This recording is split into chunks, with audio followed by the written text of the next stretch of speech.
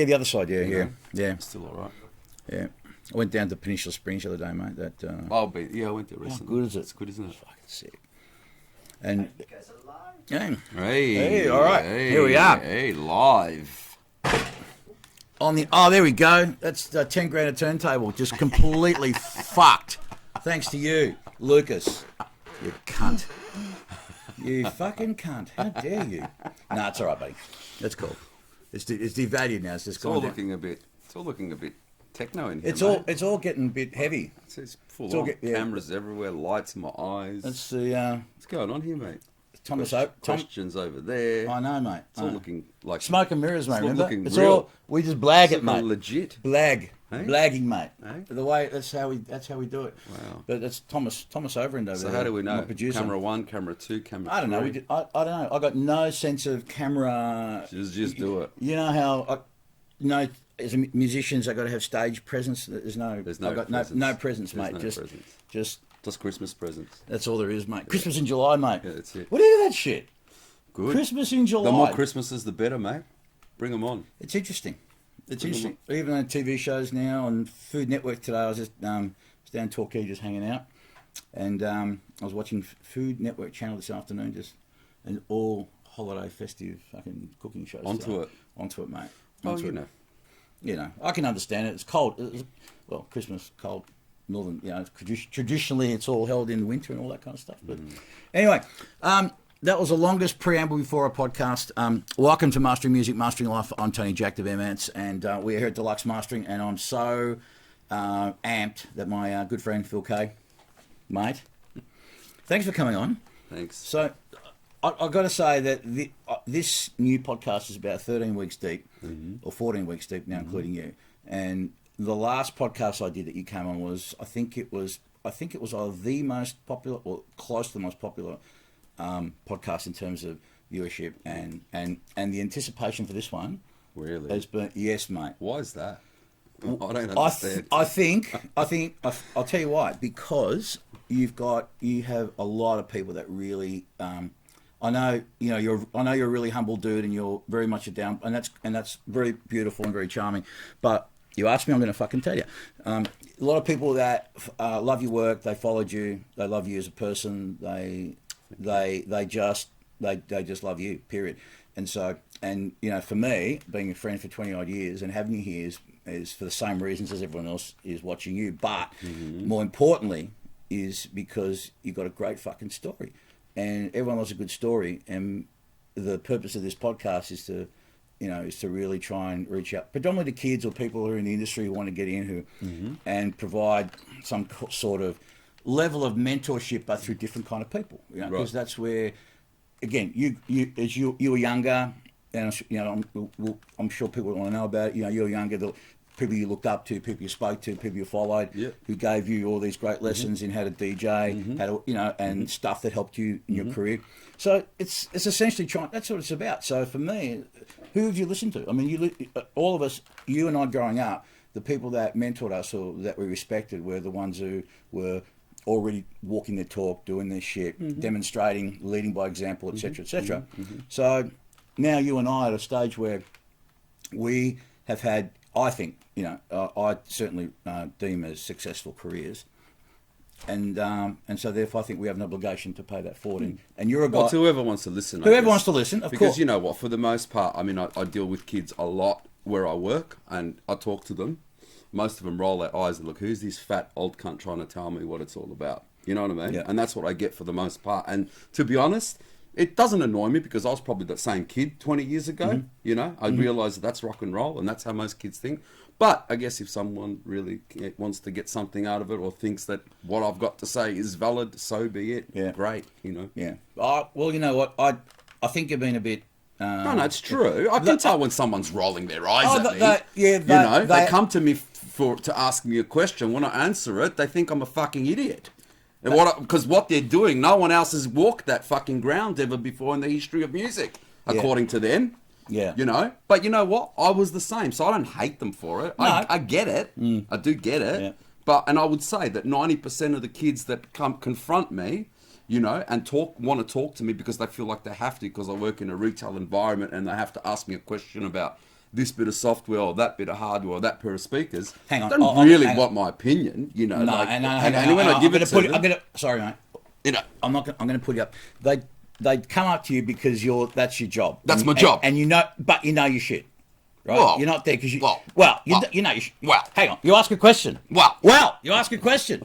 How many times are you able to provide, in most cases, some answer? Well, like most of the time. In that specific field, yes, I can. Well, there you go.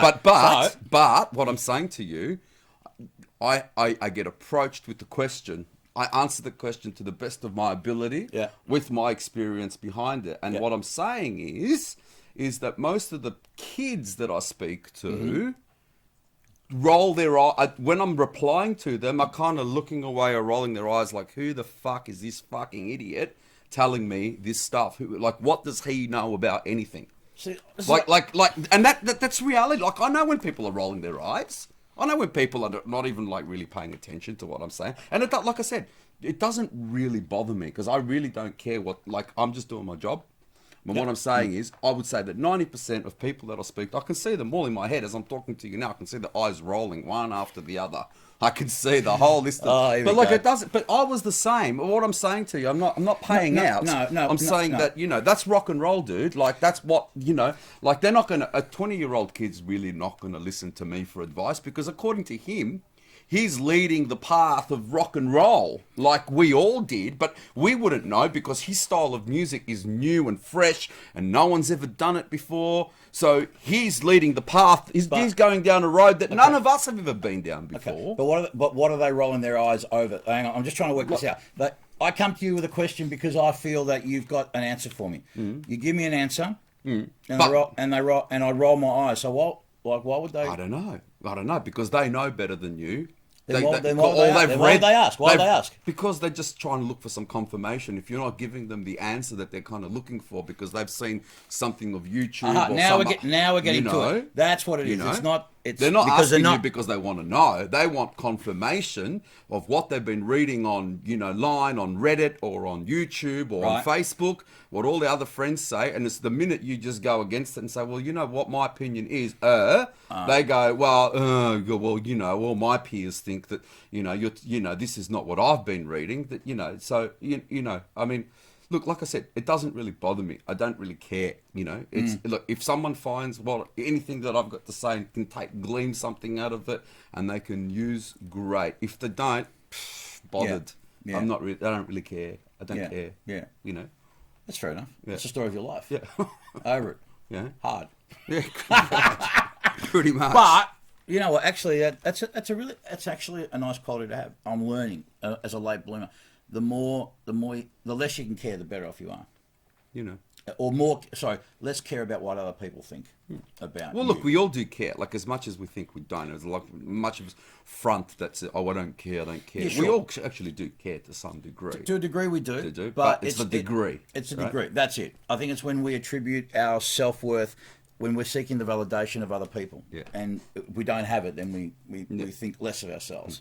Because we just can't stand of our own 2 feet. But anyway, so buddy, I understand that you've been making some tunes lately. You've been back in the studio. I mean, look, I you know, it's just something. Again, it's something I do. I don't really set out. I mean, I can honestly say in the last 2017, I reckon in the last 10 years, I've made a handful of records, and the only place they appear is on my computer. And sometimes they get played when I'm DJing, and that's kind of the extent of my music. I don't really do it for release. I don't really do it for anyone else. I do it for me. Mm-hmm. I do it as an art form. I do it as something that I listen to and kind of share with people when I want to share it with them. And that's kind of the extent of it. And to be honest, I really want to start getting away from that. Okay. But I don't, you know, as long as I've been around and doing what I do, I don't really feel the urge that I have to, and I don't even know where to begin to do it anymore. Like back in the old days, it was like, right, that's the labels, you know, here's my record, who wants it? Yay, I do. Here's some money, white labels, off it goes. I mean, what's the procedure today? I mean, well, I'm going to give it to somebody, and somebody's going to put it on Beatport or, you know, stream it, and And I really don't know. So who do I trust with that? Do I do it myself? I mean, what? I don't really know.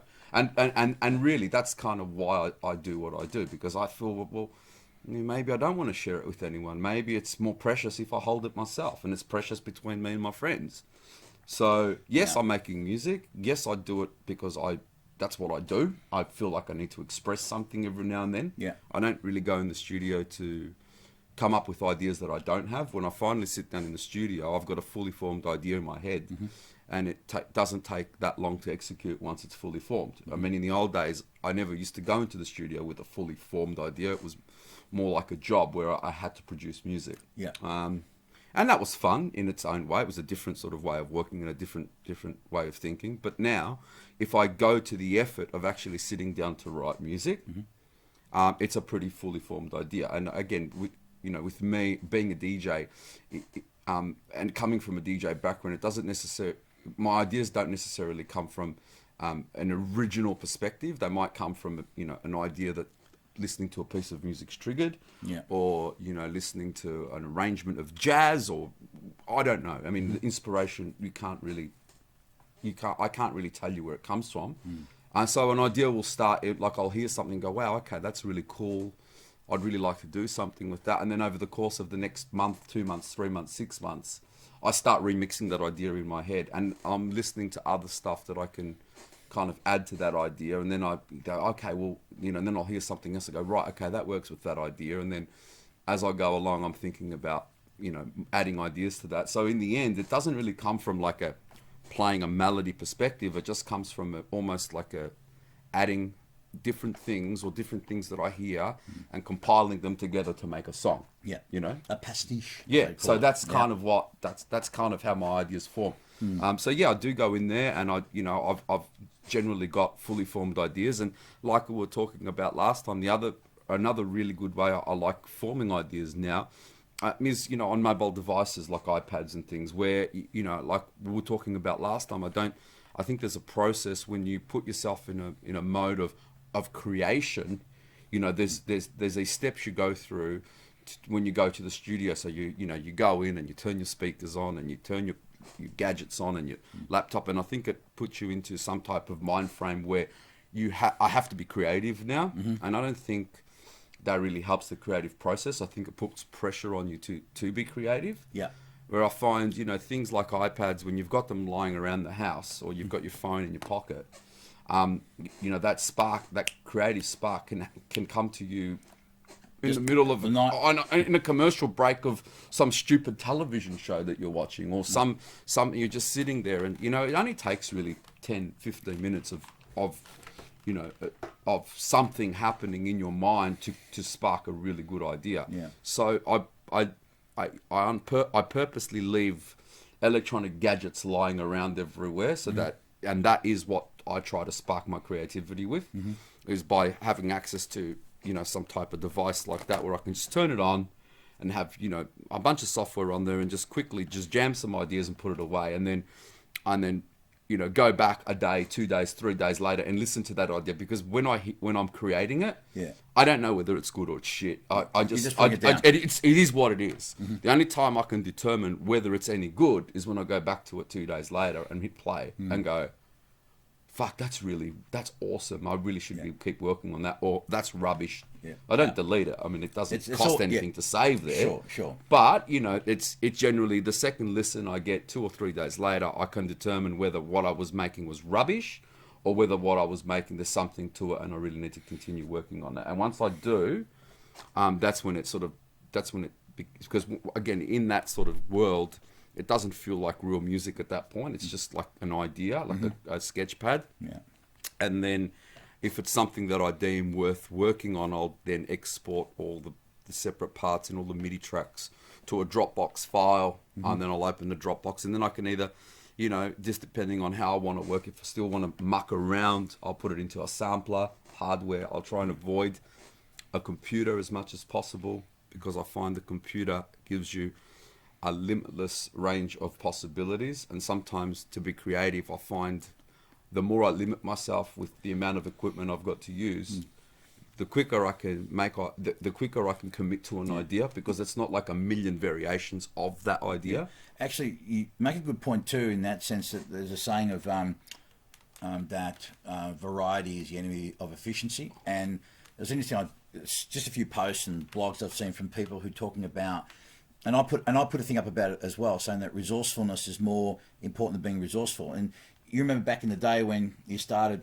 when MIDI was new and there's limitations. I mean, if you actually listen back, as I have anyway, some of the old shit that you and Andy Page and that were making when the technology was still in its infancy, right? When you listen to it today, and if you tell people, oh, that was just done on something, not that I knew exactly what you guys used, but nonetheless, it still wasn't as sophisticated today with the same flexibility and options.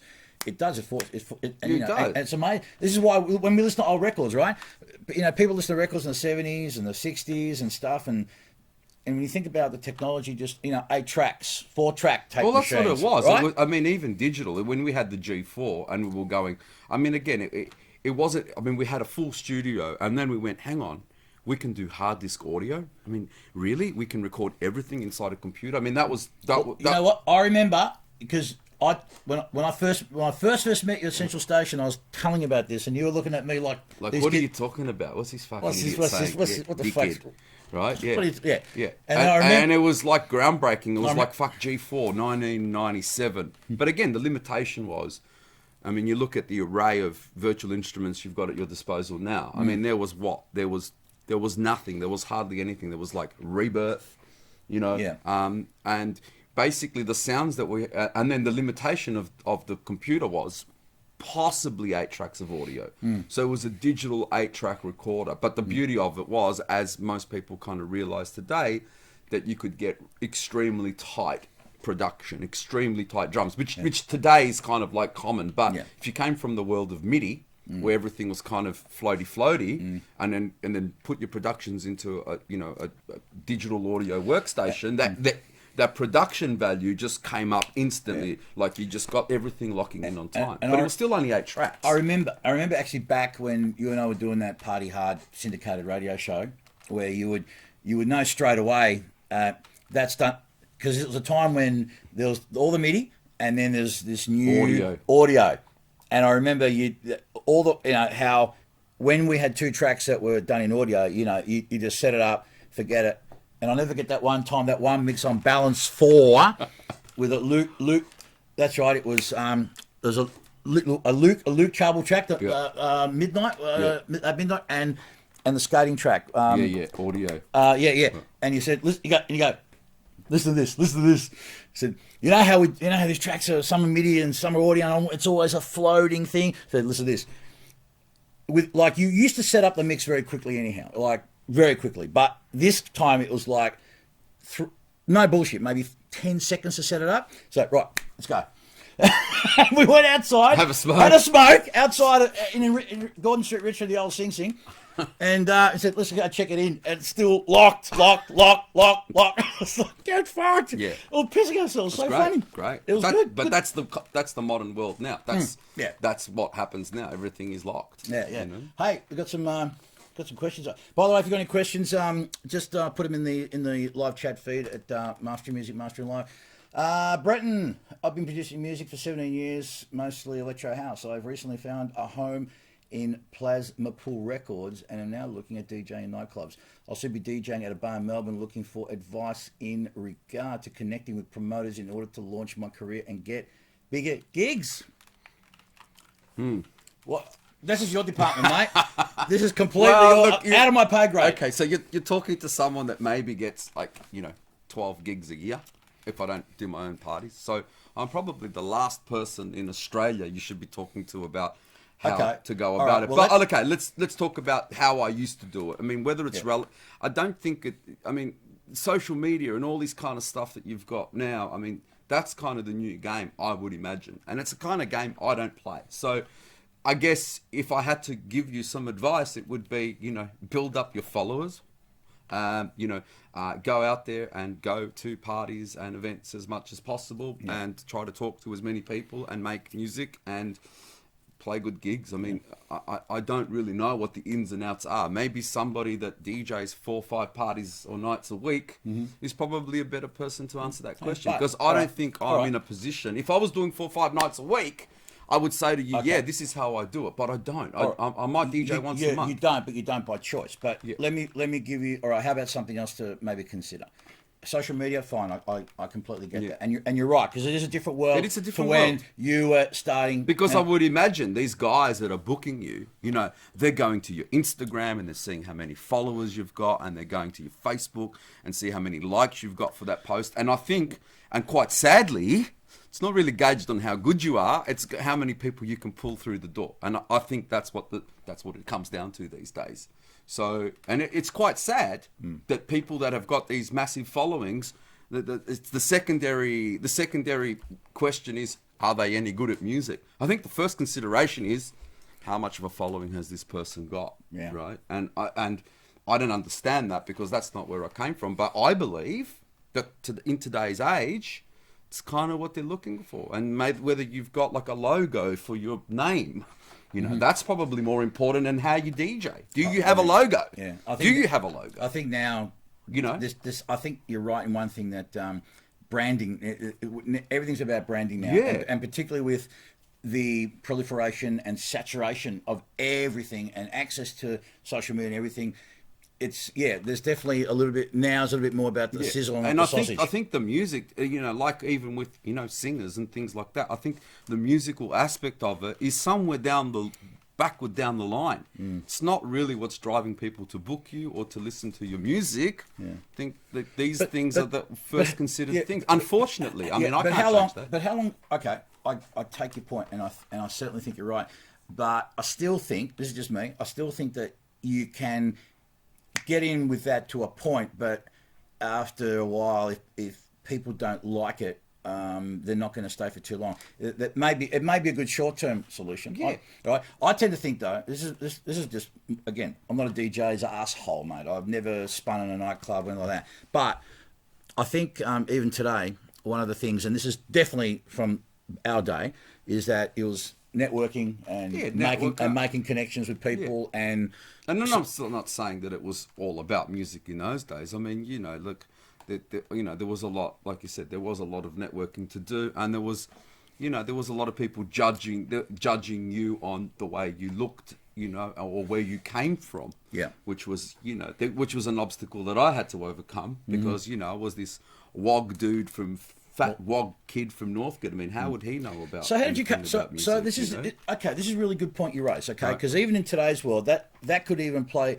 more of a role in a kid. So all right. So if I'm a young fat wog kid in fucking Northcote and I want to play music and no one wants to because I'm not cool or I'm not part of the scene Right. or one of the beautiful people, right? So you were faced with that. Yeah. So what was the thing that kept you going and allowed you to overcome all that? Well, right? I think. Look, there's a couple of things. I think stubbornness is probably the first one.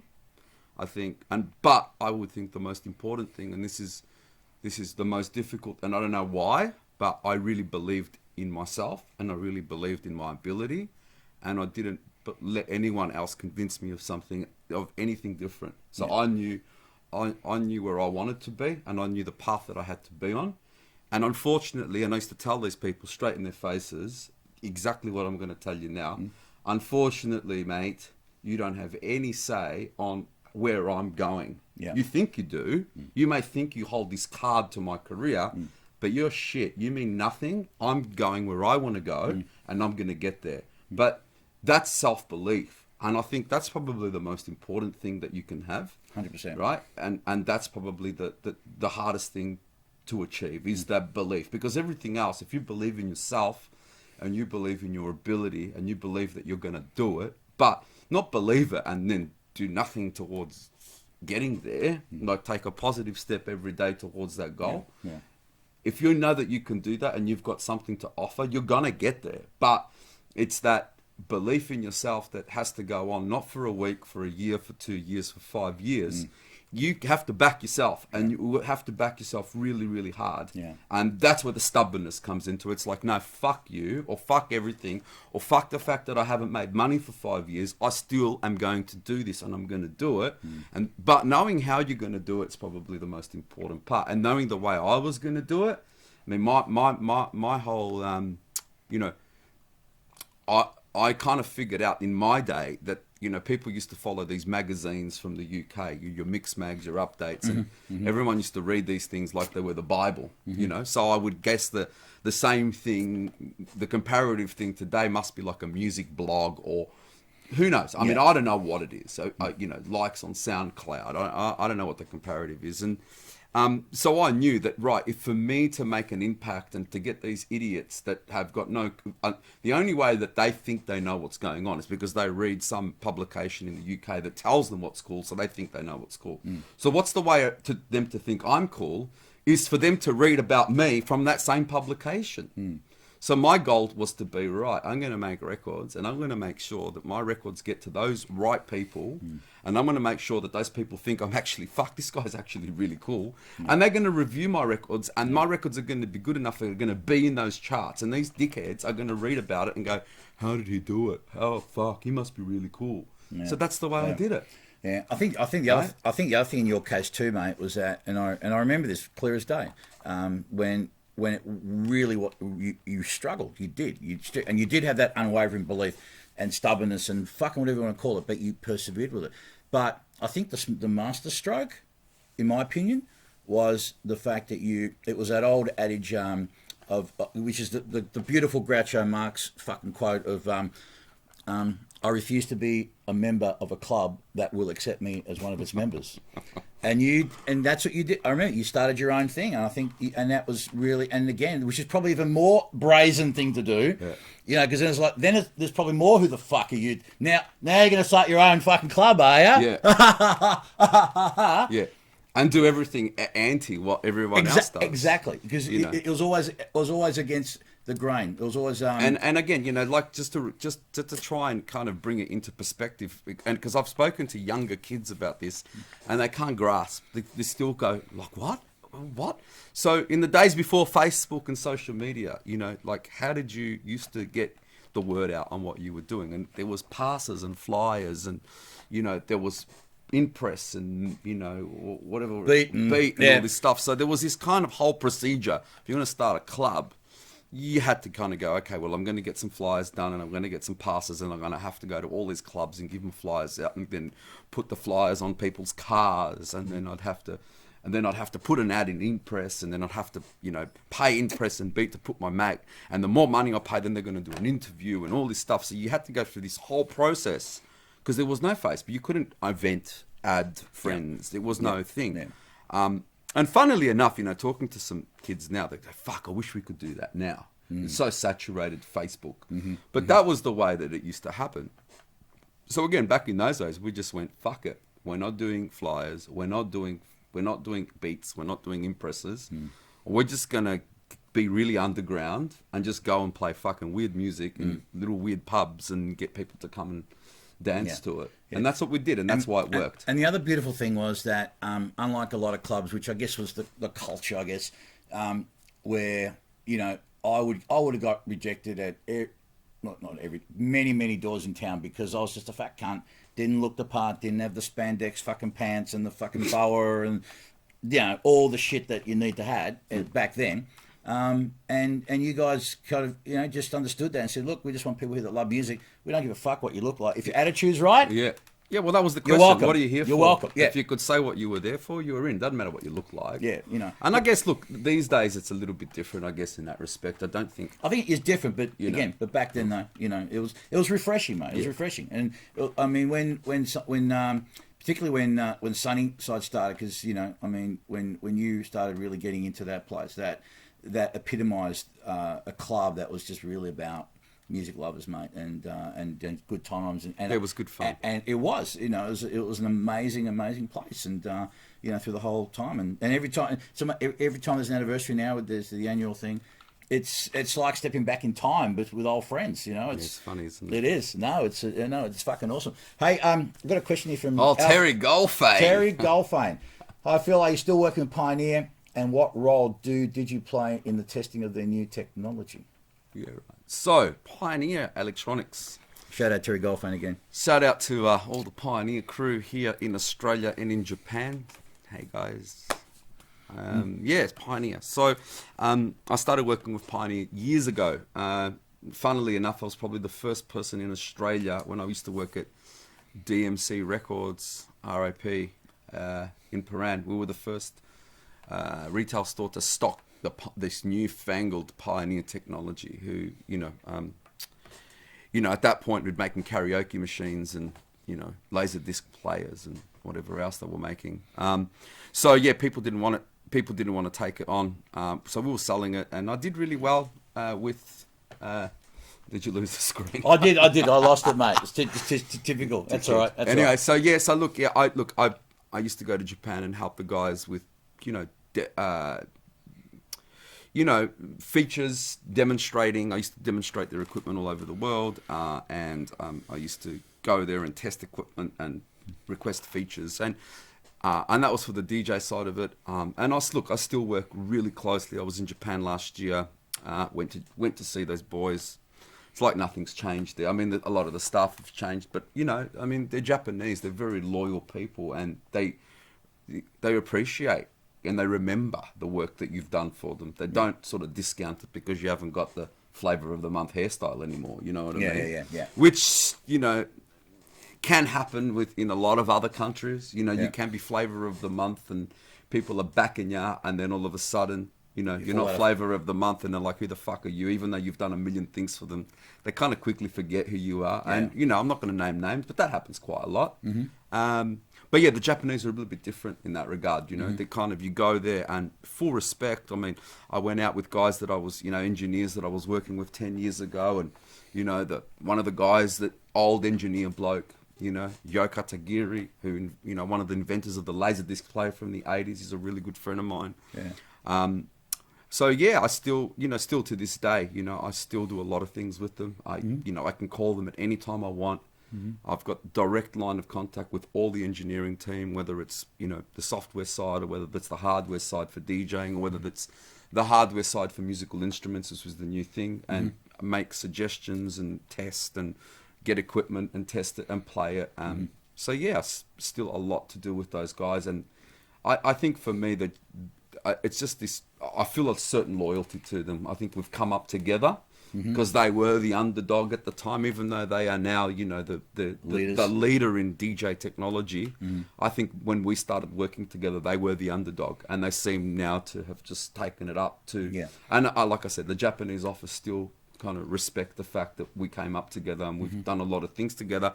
And it's funnily enough, there's a lot of features that I helped develop, which. Like what?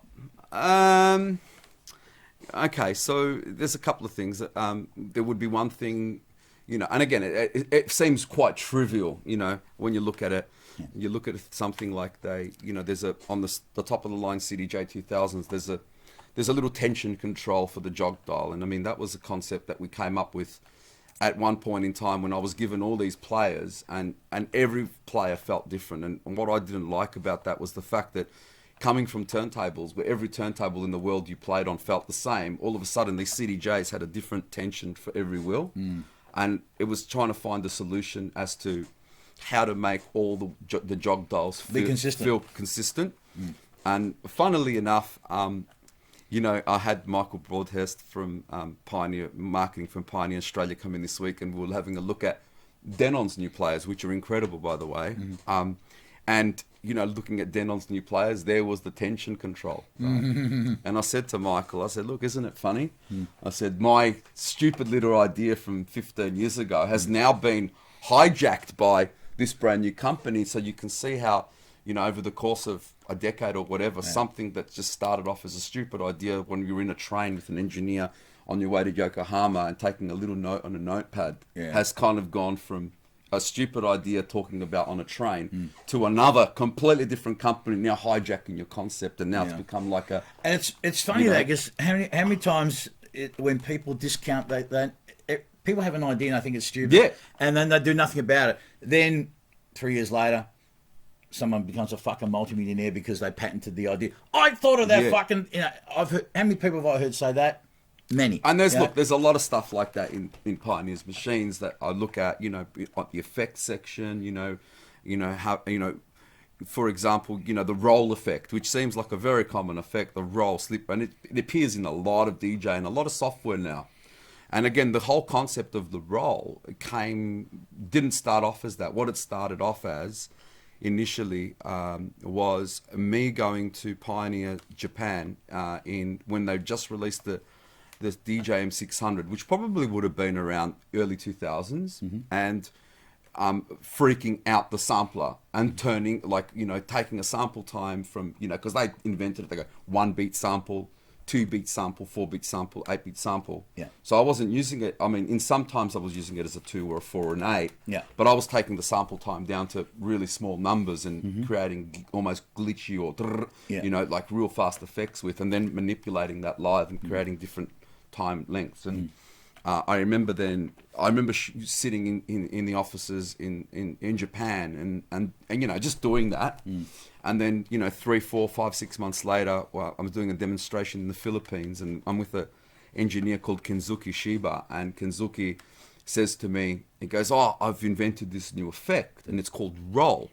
And I'm like, "Well, what's roll?" He goes, "Roll is what you did on the sampler, and now I've made it into one effect." And I go, "Show me." So he presses them. I'm like, "Ha ha, you're funny." I said, "Yeah, I remember doing that, because I used to be standard, effect, right?" Yeah. And now, again, funnily enough, you see that effect. It's just come up in every iteration of DJ software and hardware and players. And again, it started off from a hack of just you manipulating something in a way that wasn't really designed. So look, there's loads and loads of those things, but it's just, and again, it's not something that I sit there and go, "Oh, that's mine." No, of course, but but it's just like, you have a bit of a chuckle to yourself every now and then, Hey, question from Dan Donahue. Phil, have you hung on to your studio gear over the years? Any pieces of equipment you wished you hadn't got rid of? I've got more equipment down there than I've ever had, and I'm still compiling lots of equipment. No, there isn't anything. I've pretty much kept everything that I've ever owned. There's one piece of equipment that someone stole of recent was an RMX 1000 from Pioneer, which I don't know where it is, and that's the only thing. I go, "Fuck, where's my RMX?"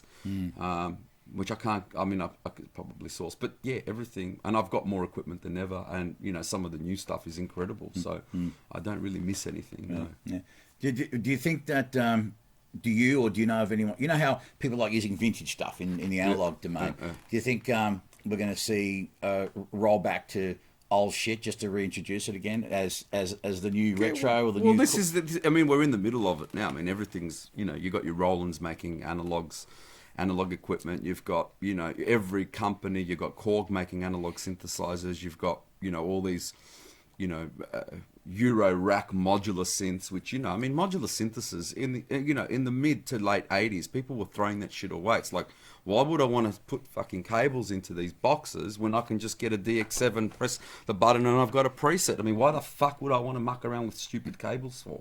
But yet here we are in modular synthesis, right? Everyone's into it. It's crazy, everything's analog. But again, look, I don't know, man. Look, for me, I kind of think about it, and again, I don't know if it's just me, if I'm being a weirdo, whatever. Like, and we went in the old days. We'd sit in Ivan's studio and we'd make these crazy music, and we had 106s and we had samplers and we had Jupiters and we had all this equipment, mixing desks, and we'd make these records, and they were great. And then it went from, the liberating factor of using a laptop. So, and it was almost like for us, I guess at the time, it was being punk. It was like, fuck this shit, get rid of fucking everything, and let's just get a laptop, and let's just go completely the opposite of what we were doing inside a room. So let's get a mouse and a QWERTY keyboard and a set of monitors, and let's make records, because we can.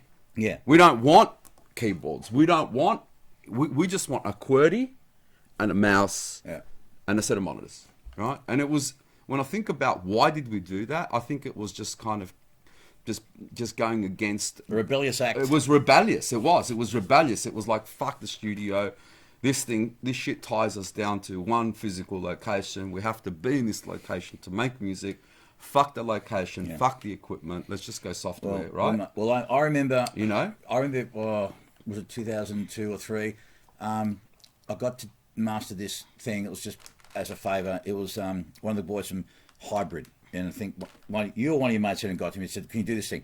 And the thing that blew me away. It was amazing. And then they said, "Oh, that was actually mixed on a plane." Yeah, right. Yeah. On a plane Yeah, with yeah. headphones. Yeah. Well, Yeah. what? Yeah. And so my point I'm trying to make, and I work in a retail environment for music technology, and I see all these people coming in and want the latest and greatest and the newest and analogs and this and that and that and that and that and he's gonna can't, you know, and it's like I just kind of sit there and think to myself, you know what? I made some fucking incredible sounding records with a QWERTY keyboard and a mouse, and I did them like It's not someone telling me, hey, you can do... Like, so, you know what, man? Just cut the bullshit. Just start making records. Like, you don't need every piece of equipment in the world. And, you know, and be so anally retentive that, you know, it's got to be analog and it's got to be this and it's got to be that. Yeah. Like, just sit down and make some fucking music and get over it, you know? Like, I understand. Like, I'm a gear nut. I love my equipment. I love buying toys. I love having toys around now. And again, would I want to make music with a QWERTY keyboard and a mouse anymore? No. I've been through that. Yeah. You know, do I like playing with toys? Yeah, I love it. I think the other thing that's worth highlighting is that you a lot of what you did is pretty much self-taught too. Because I remember when you quite often back when you were living in Paran, Windsor, wherever, anyway, where in the 2000s, early 2000s, when a lot of this stuff was really new, and you say, "Dude, come here, let me show you something," you know. And I was lost, and it's still like that now. Yeah, but I'm not, you know, because I'm technically inept, and but you'd sit there and you would be just through sheer curiosity and exploration, which I think is again a really good thing. So many people now, so much about presets and that, as opposed to let's just go beyond the boundaries, because okay, this is what it's meant to do. That sounds cool, but why don't we just try fucking doing something completely out of that was obtuse. So, and that's what's really interesting. The other interesting thing is just watching. You know, there's this kind of, I don't know, maybe it's weird, but I find this like almost right now. There's kind of almost 3 generations of electronic heads, right? Mm-hmm. And I tend to find there's an older generation, which is us, you know, which are what we are, and you know, in some cases, like for me, quite exploratory and musically open, and then I find there's a generation between, say, you know, 30 and 40, which are a little bit different to the 19-year-olds. Like I find the 19-year-olds today are a bit closer to the older generation in thought, and then I find the middle generation a little bit more constrained, and not as exploratory, not as experimental, not as experimental. Not as broad. I find the real young kids are really into experimentation, and I find, you know. Look, do you think also part of it may be, it's just a theory, I'm just curious, that a lot of young kids today, unlike you and I, when we grew up, my dad was he liked music, but he didn't have a big record collection. Now more kids are in an era who have parents our age, who grew up with music, love music, have a big library of shit, and so they get this chance to explore and have more exposure to. Well, stuff like they do it. There's a lot of really inspiring kids around. Like I talk to them all the time. Yeah. Which leads us to Byron Holder. Hi Phil, much respect. Your thoughts, please, on where EDM has evolved to today, from where you started, and what's exciting about the future? Good question. Well, you know, so Byron is Luke Holder's father. Oh, right. And little Luke, I mean, it's 13 years old, and he makes incredible music. And yeah, I mean, you know, so I said to Byron, I said, where does he get it from? And it's like his grandfather is a jazz muso. There you go. And you know, the kid's 13 years old and jumped onto Ableton at 12 and was making incredible sounding records that sounded like someone of 40 years of age was making. Yeah.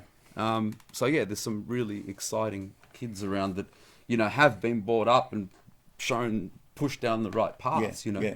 So EDM, okay, so I mean, Interesting. There was an article today on the ABC about we are not guitarists, and it was on the ABC. So if you go on abcs.net.au website, you'll read about it, and it's all about kids on Ableton Live, and Right. you know, and about, you know, Triple J Unearthed and what they're getting through, coming through their website, as opposed to what was happening 10 years ago. Yeah. Yeah, I think, you know, I think what people, I mean, your traditional EDM sound to me, you know, it was progressive trance 20 years ago that the Americans finally got onto and just overproduced a little bit more and put up really shit vocals on, and that's EDM. It's just, Plus you know, marketing. it was always been around. Yeah, yeah. It's not like it's anything new. It's just that America caught the electronic bug and, you know, termed it something different to what we've always called it, and all of a sudden, and pumped it. But I think that's sort of over. I think that, Yeah. I think that thing's kind of finished. Yeah. But I think what was interesting though is that it took, despite the fact that it may have been old hat, but nonetheless they took something, they put a little bit of a spin on theirs, they marketed it to death, and it became the new. It crossed over pretty much. It crossed over. Yeah, crossed over because Right. it's pop music, and the thing is, it was always pop music. You know, it was always pop to me. I mean, as soon as you put a girl who's singing on it, and you know, big vocals and big trance chords, I mean, it's pop music. It's just whether it's accepted as pop music or not pop music, Yeah. and it just got to a point where it was finally accepted as, oh, this is pop sound. And I think, look, that, you know, the thing with me that I've always believed about electronic music is, I realized from a long time ago that even if you made rock music, or even if you made whatever music in the future, you're going to make that music with a computer. So really, you're going to be making electronic music regardless of what you want to fucking call it. You're going to make it with a computer, and the minute you start making music with a computer, it's going to have a certain sound to it. Yeah. Yeah, Right. look, dude, it's funny. Even in the rock context now, there are more and more metal bands, rock bands, who are rocking up without amps now, and their little line amp things and computers and stuff, you know, to recreate, you know, that tube distortion, transistor distortion, you know. So it's interesting that even in that world, you know, and again, they wouldn't say they're electronic musicians, but the tools have changed now. Yeah. You know? Yeah. And look, you know, in my mind, I knew that this was going to happen. I knew that electronic music was eventually going to be pop music, simply not because it sounded better. It was just the evolution of technology. Yeah. That's all it was. Yeah. And we had no choice in the matter. Yeah. You know, but funnily enough, who was I talking to recently? You know, it was someone we were talking to. Oh, I was reading an article, actually. It was in the Time magazine, or it was in some publication of note. And they were talking about, you know, and it was funny. It was almost like reading the you know, the downfall of vinyl, you know, 20, 30 years ago. right, And it was the article about guitars and how they're fucked, and Yeah. Gibson are fucked, and all of them are fucking screwed. And I'm reading it and I'm going, cool. So the next generation's going to fucking get on the guitars. Yeah. And that's what's going to happen. Yeah, yeah. Like, it's going to be a complete fuck this computer shit. It's like taking the hipster analog thing to the complete analog degree. Yeah. Right? Yeah. Yeah. You know, and that's what's going to happen. Yeah. It's cyclical. You know, Everything goes in you cycles. know, and you can see it. And I was reading the article about all these guitar companies, doom and gloom, and how they're fucked. And I'm like, you have no idea. Like this is exactly, Mate, like, you can just transplant the word guitar Yeah. with the word vinyl, Yeah. and it's exactly the same article. Yeah. But look where we are. Yeah. So give it, you know, funnily enough, and to, you know, look, I love music and I love electronic music, but I think, you know, and the more these kids of today accept it as the normal thing, at what ABC was writing, we're not guitarists. Look Yeah. at this, everyone's on a computer. Yeah. And the more that becomes normal, the more the next generation kids are going to go, fuck Yeah. off. Well, you can. Gibson are now selling guitars for like $99. Right? You can buy Gibsons for $99. Right. It's amazing. Yeah. You know, they may not be as good as the, you know, Yeah. but nonetheless, Yeah. it's just they're gonna, you know, kids will go at $99. He's not going to fucking at least You're going to have a try crack. it. Yeah. Next generation, like you said, Yeah. and we'll rinse and repeat the process Yeah. all Yeah. the way through.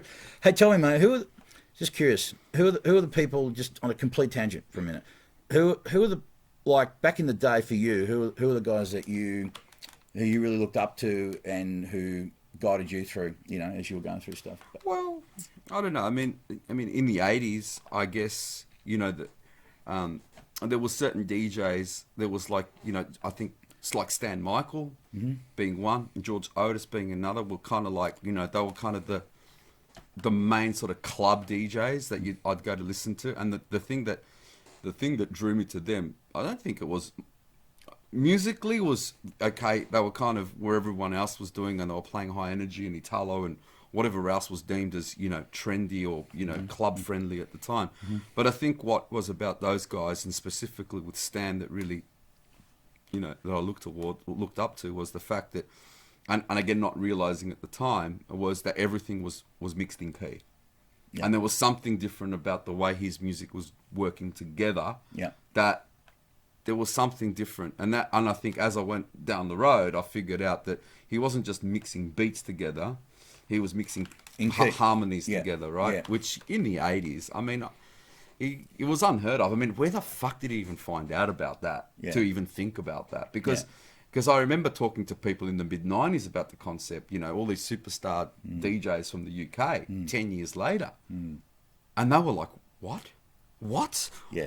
What are you talking about? Are you serious? Like, people, there's a system to this? And then talking to, you know, further on down the line, talking to, you know, really, you know, renowned musicians about how you go about doing what you do, because in their mind they thought it was all, oh yeah, if I can mix that record with that record, and it's all random, right? Yeah. They didn't realize that there wasn't random.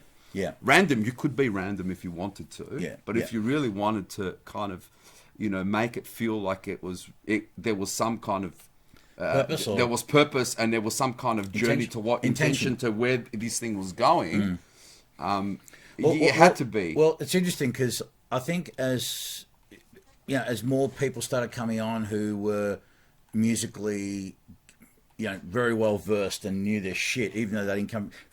Classic example, a friend Andy Page, but guys like BT, Brian Transell. Like I remember, for me, a defining moment for me was when I first heard BT's remix of "Grace Is Not Over." Yeah, right. Right, because that was that may have been like the modern day Beethoven symphony, whatever. It was, because it was musically, like, if you were a fucking tune stroker in a classical sense, or you know, even if you didn't like electronic music, you could still at least appreciate arrangement, the movement, everything about it. Do you know what I mean? Yeah. And so that opened up then to more and more people coming on and seeing, oh, maybe there's something more in this, and evolved from there. Actually, what do you think about all these? Now we're seeing, you know, more and more DJs playing with orchestras. I mean, Dave Seaman played one of your what do you don't you think it's cool? I think it's for old people, man. Let's end that story there. Really? I think it's for old people. Well, I think that's what it is. I mean, it's a very fucking cynical play of getting people that are 40 to 50 years old to go out, and instead of raving, they sit down and go, "Oh, aren't we so fucking fancy?" That's what it is.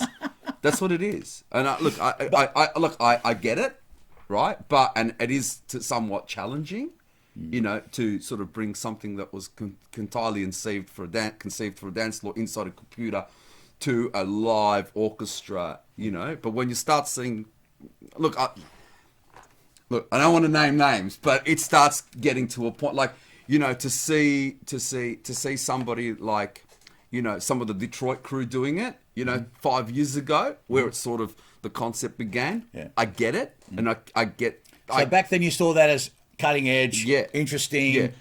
Yeah. But I'm seeing some of the people that are coming out with orchestras now, and to me, it's like, dude, no. I'm sorry, but no, thank you. This is like, your records were shit that when you used to play them. Now you're going to make shit records with an orchestra. Nah, sorry. Okay. Sorry. I still look, for me personally, just, you know, I find it interesting. You know, Sasha did it. You know, Dave did it. Dave's done it in Ireland. I wanted to go to Ireland this year to see Dave Seaman. You know, I mean, I love the guy, and again, someone credible doing it. Yes, because I've loved Dave's records, and I love Dave as a person, and I really would appreciate. And again, Sasha is someone completely different. I mean, he was set, you know, Sasha's set in in London.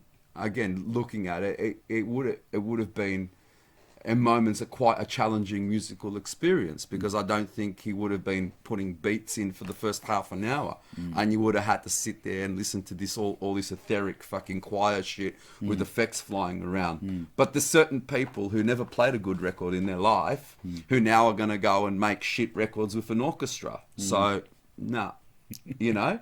But that's where they're taking it from. They're taking the concept from these guys that are credible, and then just going and putting orchestras on top of rubbish, and rubbish on top of rubbish equals extra rubbish. So you think we'll see a saturation of this? Yeah, absolutely, absolutely. Just cash grab. Yeah, absolutely. Yeah. I don't think all of it is, and look, I think, like I said, some of it will be quite credible and quite challenging as an experience, but I think some of it will be it's just not for me, man. Yeah, yeah. That's fair enough, mate. That's fair enough. You going to be doing any more? You planning to do any more nights in the future? Yeah, I mean, like we're talking about before, I might get 1 gig a month, if I don't do my own thing.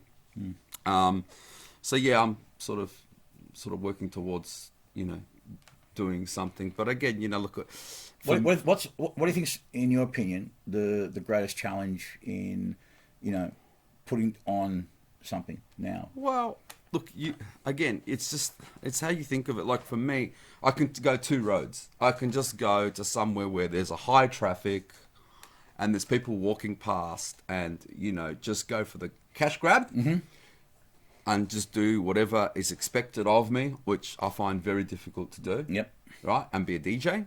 Or I can go somewhere where there's no road, there's nothing there, and I can just that's what happened down in my own. I mean, my own was not typical of a high traffic area, and particularly a club in a hipster. Yeah, right. Fucking culture. And this is what I want to do. So it's a long road, but that's the road we've always taken. But the problem in Melbourne is finding the area that no one has raped yet. That B has going to give you a venue with a late license that's going to give you something that you can run a really good sound system in, and you're not going to get sound complaints. So to get those criteria all working and to work for you, it's very, very difficult. Yeah. So you got to strike when you find the right spot, and to find, it's not the kind of place I'll go check this out on Saturday. It doesn't exist. It's not going to exist. You have to make it exist. Right? So that's the difficult part.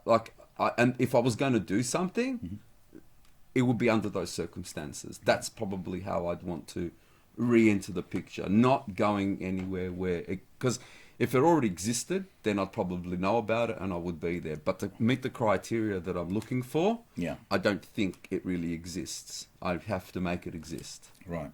Yeah. Well, I hope so. Because I think it's one thing I miss. I always enjoyed going to nights, yeah. Anyway, I'd like to see you do a night again. Yeah, we will. I'm sure we will. And I'm sure a lot of people would. Again, because it's just giving something unique and something different, and it's just about people and the vibe and the music, mate. The music's awesome. It's always about the music. How you going for time? Well, we're at 7:30. What time do we start? 6:30. 6:30. So we're talking shit for an hour. Yeah, like last time. Remember, it flied. And for someone who says, "What am I going to say? What am I going to talk about? What am I going to say? I've got nothing."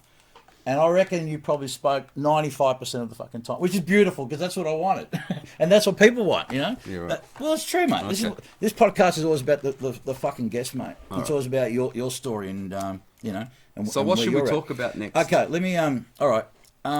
One, as you know, as you are well aware, as I am, and those of you who may be watching or listening who are musically creative musicians, whatever.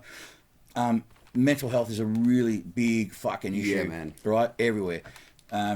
Recently we've had old Chester from fucking Linkin Park do himself. We had Chris Cornell, but interestingly, in the context of club culture, okay, there's a lot of guys who and I know who started from way back in the day in the 90s and unfortunately found themselves in hard times and with financial issues and mental health issues and drug issues, what have you. And there's a beautiful organisation called Support Act, right? Who do wonderful work, but it seems to be predominantly there for more rock. of the rock community. Okay, but but rock in Australia, certainly, it's been around longer anyhow as a, part of the culture. As these guys have been around, it's kind of had less time, but there doesn't seem to be anything that exists like Support Act that does something similar. No, and there isn't. And I was talking to Frank Catella about this the other day, and we were thinking, fuck, what can be done? And I'm hoping that eventually, some people can get together and do something like that. Yeah, I think it has to happen. I mean, it really, and I think, look, I don't think it's even, I think getting to a point where you've got those issues and having to go see an organization like that, it's too late at that point. I think the problem is teaching people how to deal with fame and teaching people how fame doesn't go forever, because people don't get that, and people don't get what it means. People don't understand the come down. People don't understand. Some people just don't really know how to deal with life after, and if you compound that with things like a midlife crisis, which most people have to go through anyway in the normal set of circumstances, which already does your fucking head in, right? Mm-hmm. If you compound that with this fleeting fucking fame that you had, and that's overriding, or that's on top of already going through a midlife crisis, for some people, it's just too much, and I've seen that, Have I experienced it? I can say now, looking back, I did. Mm-hmm. I can see that probably, what are we, 2017? I can say to you that maybe about, 7-8 years ago, 9 years ago, I was probably in a really bad frame of mind because I didn't know where I was. I didn't know where I was. I hadn't lived here. I'd lived around the world for 10 years. I had to make a decision whether I still wanted to keep flying around the world or whether I wanted to just go, right, pull back a little bit because this, and it was tough. It was really tough going. But I guess I was strong enough and made some pretty tough decisions as to what I had to do to get myself out of it. What were those decisions? Those decisions were I had to just go back to basics. I hadn't worked a real job for I don't even know. Yeah. So the first thing that I tried to do was try to put myself, instead of pulling back from society, I tried to put myself in society. Yeah. Like to try and get involved with normal, real people and real money and real routine, real work and routine, which was tough to do because it wasn't easy for me to get up at 8 o'clock and go to work. It was really tough, and I was really lucky that I put myself in a position where I got a job, and I was around real people earning real money and real wages and figuring out, what the value of a dollar was, because I didn't really know what it was. Yeah. Right. Yeah. And I was lucky enough to meet a group of people where I work who were all fucking really cool, and whether they actually knew what I was going through or not, they helped me with it and helped me become a normal part of society again. Yeah. Yeah. I think it's. I was lucky, but that decision to do that, it wasn't. It's like, all right, go get a real job, right? It was the last thing I wanted to do. Yeah, yeah. Because I could still fucking try to chase the dream. Yeah. But I had to physically go, no.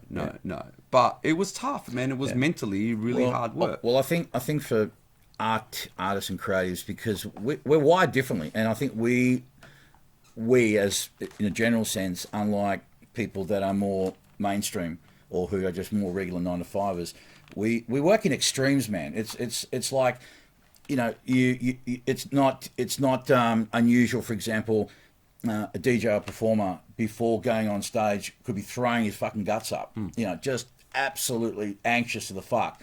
We'll hit the stage, completely own the fucking space, right? Be there, get off stage, and then be in the fetal position for 3 fucking days. And you know what? And that's what it was for me. I mean, that's what it was. When you're traveling on your own, when you're doing 18 dates in a month in the States, and you're out that night and you jump on stage and everyone's your fucking mate, and you finish and you go to an after party and everyone loves you, and then you've got to catch a plane the next morning and you're on your own and you're licking your wounds and you've got no one to talk to, and you keep doing that, and that's exactly what that is. It's a really, really high, it's a real high Yeah. and a real fucking low.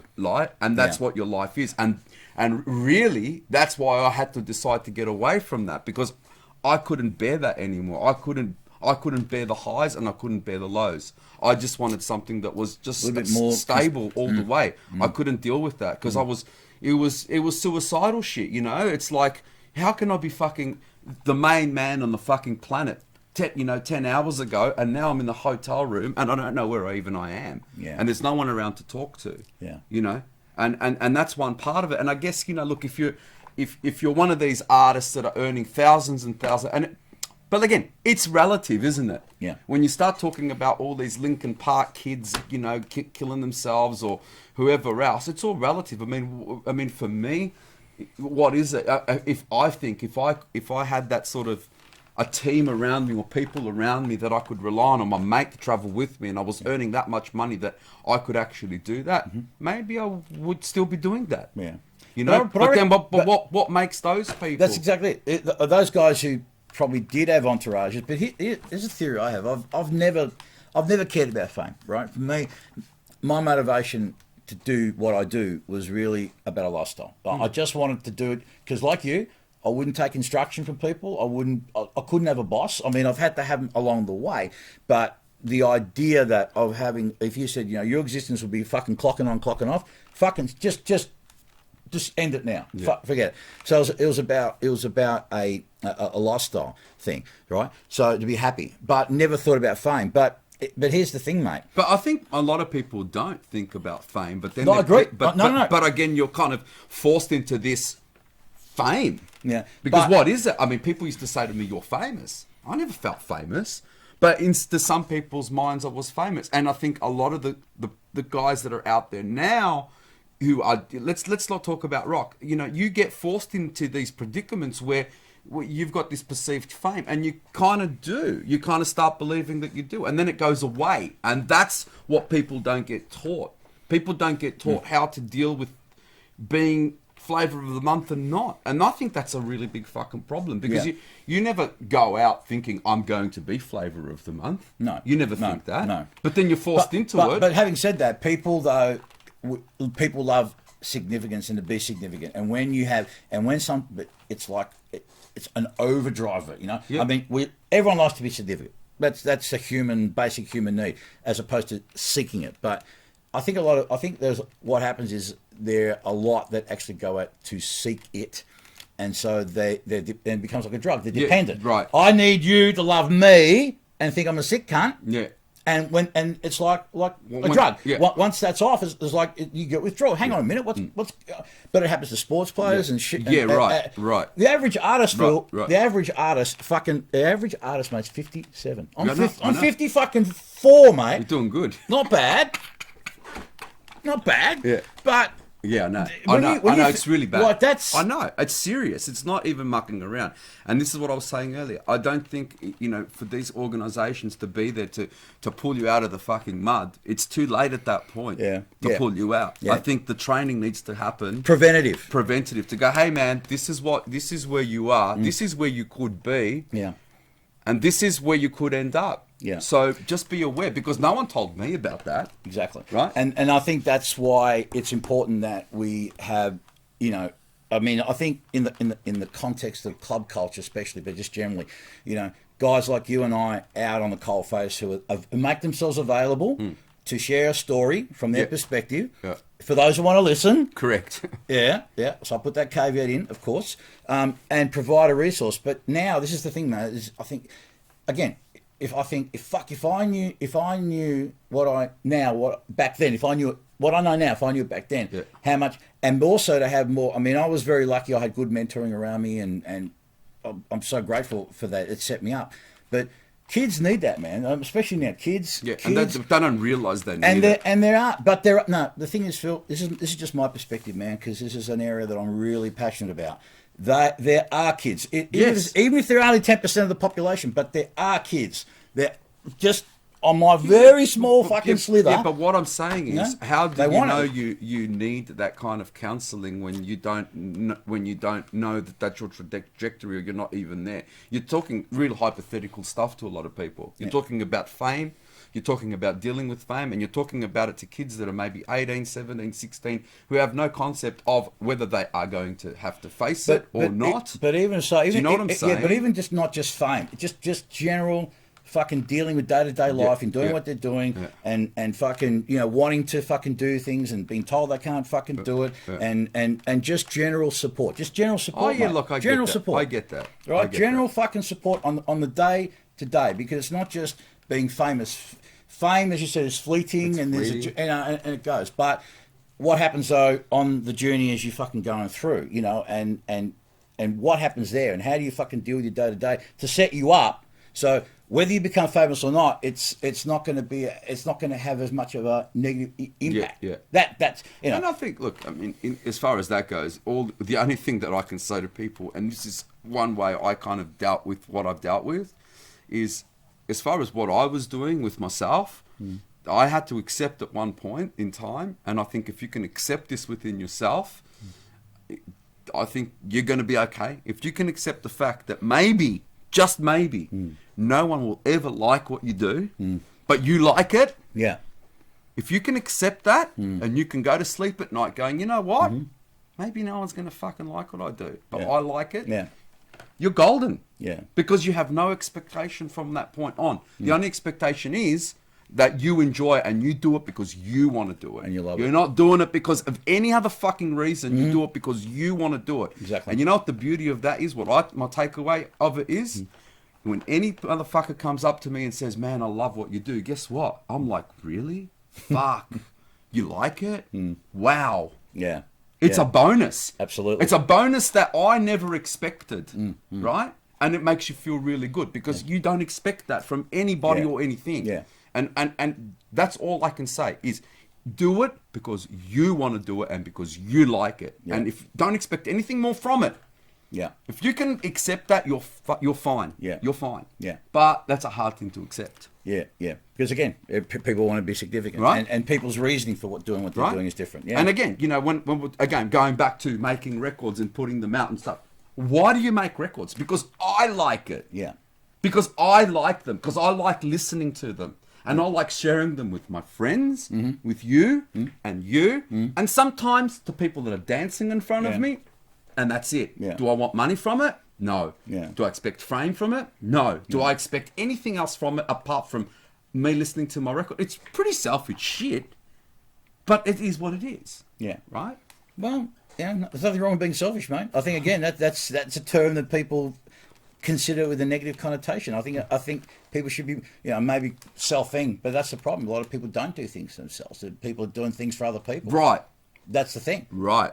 That was my story for most of my fucking life. And when the penny finally dropped for me, albeit late, finally fucking dropped to me, I became a lot happier. You know, but you seem to have got that one a little bit sooner. Yeah, but I don't think I had a choice, Tony. I don't think I had a choice in the matter. Yeah? Yeah. Because the reality was, why was I doing what I was doing? Because I liked it. Yeah, but that's what I'm saying. You I got that. liked it. You got that, and you cared less Right. about what other people I'm were doing thinking. it because I like it. And this is what I tell everybody. That's the key. You do it because you like it. Yeah. And you know, and especially now with the way music and, you know, there's, you know, it's more so a pure artist form. You're doing it, it's selfish. You're doing it because it's like a painting on a fucking wall. And if you want to share that painting with somebody, you do. If you don't want to share that painting with somebody, you don't. Yeah. You can't expect that painting to be world famous and being at the fucking, you know, at the Louvre. You can't Yeah. expect that. Yeah. Yeah. If it happens, so be it. Great, all the better for it. But it's not about that. No. Right? No. And we're in a beautiful position with technology. It's a double-edged sword. You're in that position where, okay, in my day, I wanted my record. I couldn't even burn a CD. I had to press the record. Yeah. So if I was going to press the record so that I can have my record and DJ my record, Yeah. I wasn't going to press one. Yeah. I had to press it and make a vinyl. Yeah, that's right. Well, guess what? And I think that was the liberating fact of technology. And why haven't you released the record in 10 years? Because I don't have to. I could just burn it and put it on a USB and play it. So what I was trying to get out of my music in that time, I get out of it without having to go through that whole process of cutting masters and lacquers and acetates and going through the process of pressing a record so that I can enjoy my piece of music. I don't and play it to somebody, right? Yeah, absolutely. And I think there's something to be said about when you do something from a place of enjoyment and fun, you make better stuff anyway. Yeah. But, you know. But again, when I sit there and really think about it, maybe it's because I've gone through the whole system that I'm at that point where I don't give a fuck. Yeah. Oh, no doubt. You know? I'm sure. But if you're 20 years old, you do give a fuck. That's the problem. You care. Yeah, you do. You know, because I talk to a lot of people and it's really that thing, you know, like, and it's really hard to get it through people's heads. And this is the ongoing theme when I'm talking to younger people. It's like they're trying to make things that people are going to like. Yeah. It's like, what are you worried about what people are going to like? Yeah. Like, maybe make music that people aren't going to like. Yeah. Well, it's conditioning, mate. You know? Peer group pressure, I never conditioning. tried to make music that people were going to like. Yeah. I tried to make weird music. Yeah. You know? Like, that's... I don't know whether that's a mindset as a general thing or whether back in my day that was the mindset of most people and I was just a fucking weirdo that didn't have that mindset. And whether the mindset's the same across the board and I'm just running into people that haven't got the same mindset. But I'm finding constantly people are saying, oh, but yeah, what about what people like? Fuck people. Yeah. I'm sorry. It's not about them. Yeah. Yeah. Back to selfish. Well, it's about you. Yeah. And it's about, I did a video about this about a Triple J thing where in 1 week I had three days in a row, 3 bands saying, so do you reckon this would be good enough for Triple J? And I'm saying, why does it matter? Why the fuck does it matter? You're actually, you're missing the point of why you're doing this.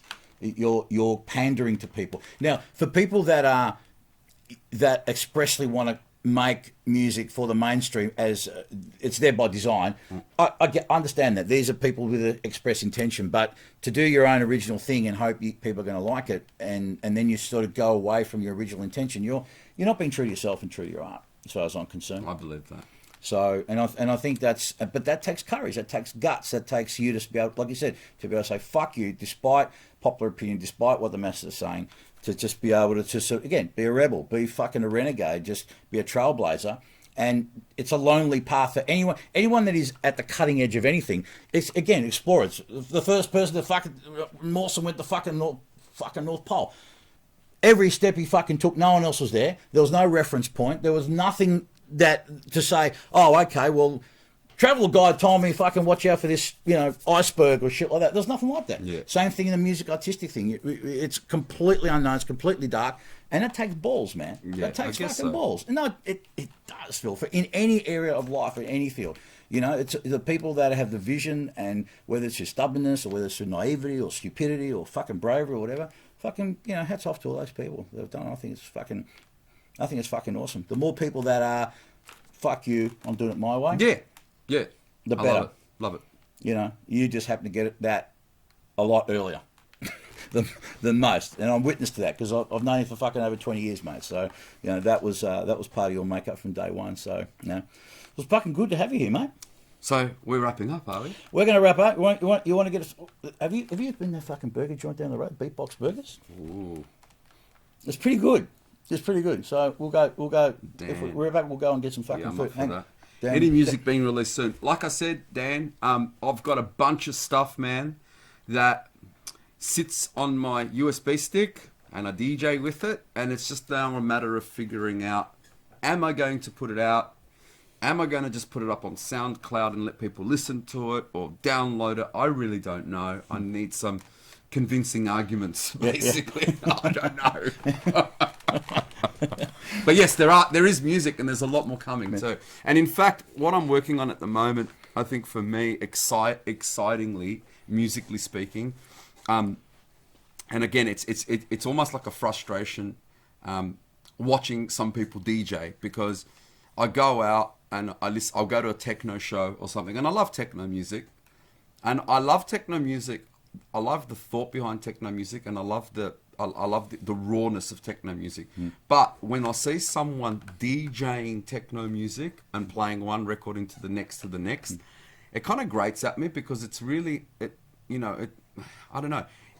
For me, I find that in terms of what is within that piece of music, in terms of creating it. I think we're at a point in time with technology where to be able to create those things in a live context is really, really easy. Well, it is to me. Yeah. When I think about it, I think, fuck, man, I could make that record in 10 minutes. Yeah. And if I could make it in 10 minutes, I could probably recreate it on the spot. So I'm working on it. I'm working on making a live techno. Yeah. When I say live, I mean like from on scratch, on the spot. There's no completely improvised. There's nothing, and I want to. I don't want to do that again. You know, as a live performance. I want it to be somewhere between DJing. So I'm playing a bit of that record, and I'll loop that section up, and then I'll program a bunch of drums and a bunch of synthesizers around that, and then I'll mix another loop from something else and keep mucking around. Yeah. So I'm thinking I'm probably gonna. I really like listening to. I really like Matt Radovich's DJing, because Matt is to me someone who is a real DJ. So he can be DJing at your wedding right now, and then he can be going to Detroit tomorrow and playing at the maddest techno party in the world, and he can do it both really well. So he's really open-minded musically. He can cut it in any sort of DJ scenario that I've seen. Yeah. So I said to Matt, I said, why don't we just fucking do some live techno? And he's like, yeah. So I think I'm just going to get together with Matt and maybe just do like some live techno shows with him, where it's going to be a little bit of DJing and just a little bit performing and just, you know, samplers, a couple of, again, not too much equipment, because I do want limitations put on what we're doing. So, you know, maybe a couple of synths and a drum machine or a sampler, and then, you know, the great part of the technology is I've got an SP16 Pioneer Torres sampler,